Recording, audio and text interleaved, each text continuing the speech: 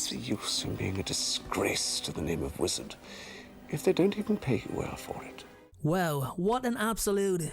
Well, I can't really swear in this video, but let's just say that it rhymes with grasshole. Lucius Malfoy, the character you just love to hate, Draco's dad, the one who gets a solid right hook from Sirius Black, and don't lie, everyone was loving that moment. This man had his hands in many different situations and definitely loved interfering in ministry affairs. In today's video, we are going to be looking at Lucius Malfoy, a brief history of the man, the ridiculous things he's tried to do, his beliefs, and I'll be giving my very own opinion on what makes Lucius Malfoy tick.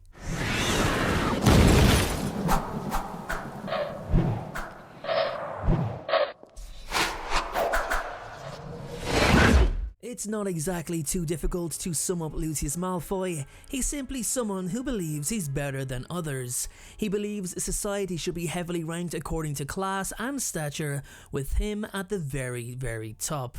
This man, like so many of the Harry Potter characters, is incredibly well written, there's no doubt about that, and also well played on the big screen by Jason Isaacs, who really drew out the heaviest emotional response from me. Now, I'm no film buff, no film expert, but I do know that an on-screen character that draws a negative emotional response from the viewer is a sign of a good actor. Anyway, the point I'm trying to make is that Lucius Malfoy is pretty easy to dislike, so let's talk about him. This man is a bigot, racist, pure-blood supremacist who was once Voldemort's right-hand man, so he was pretty used to being at the top. He's absolutely filthy rich from the Malfoy family wealth that was accumulated over centuries, and basically never has to work a day in his life if he didn't want to, but surprisingly, he wanted to work. He chose to work in the ministry because it allowed him to be influential in certain government affairs, and that's something we've seen happen more than once.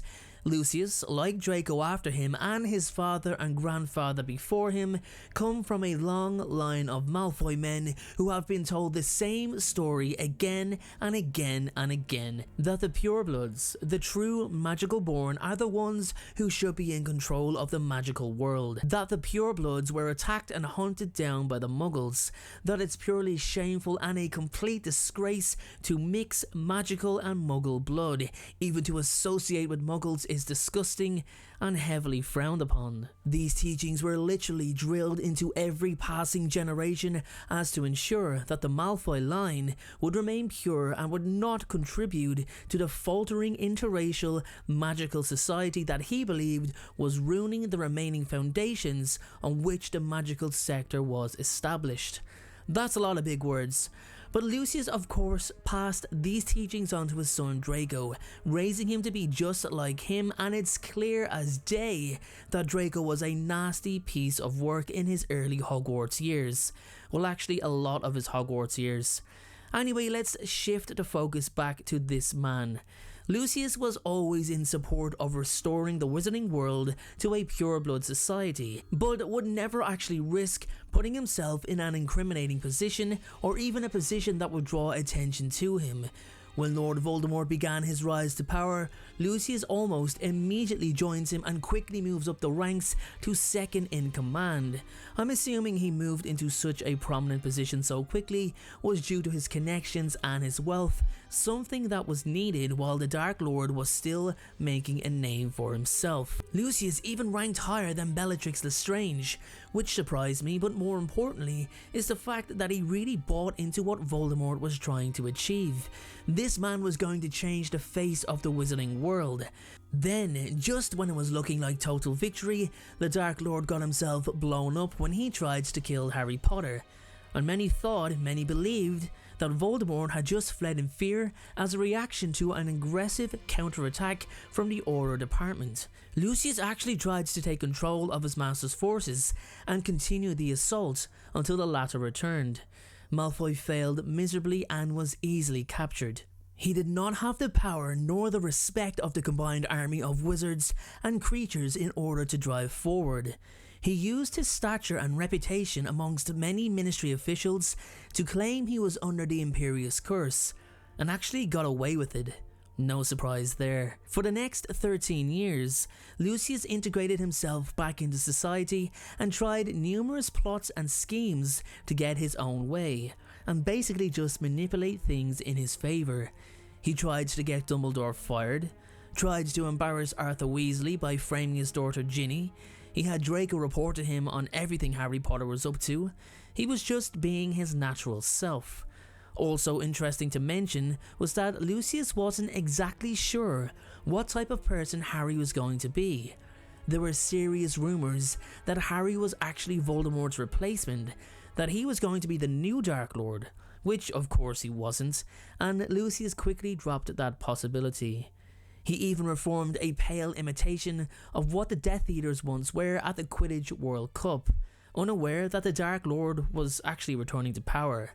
The irony is that some of the Death Eaters in that faction actually got frightened. They got scared at the sight of the Dark Mark, as they had no idea Voldemort's impending return was near.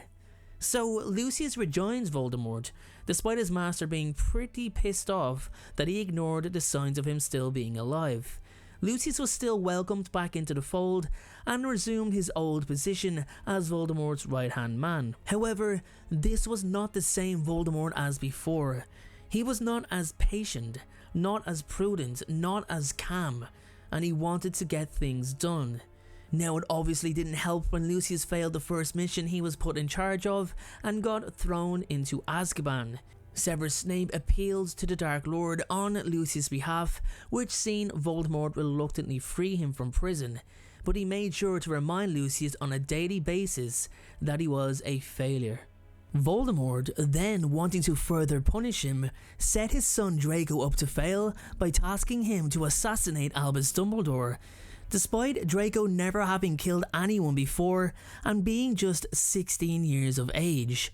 When Draco fails, Voldemort would punish him by killing him in front of Lucius.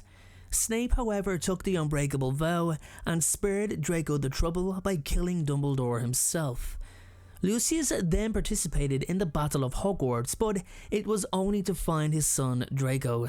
After Voldemort's horrific treatment of him, he lost all enthusiasm for what he believed the Dark Lord was trying to achieve, and actually ended up abandoning the Death Eaters altogether.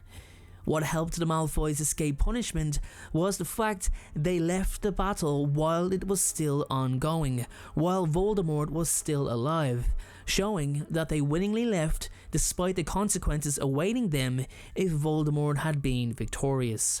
And also, not to mention, Harry Potter would have vouched for Narcissa helping him in the Forbidden Forest.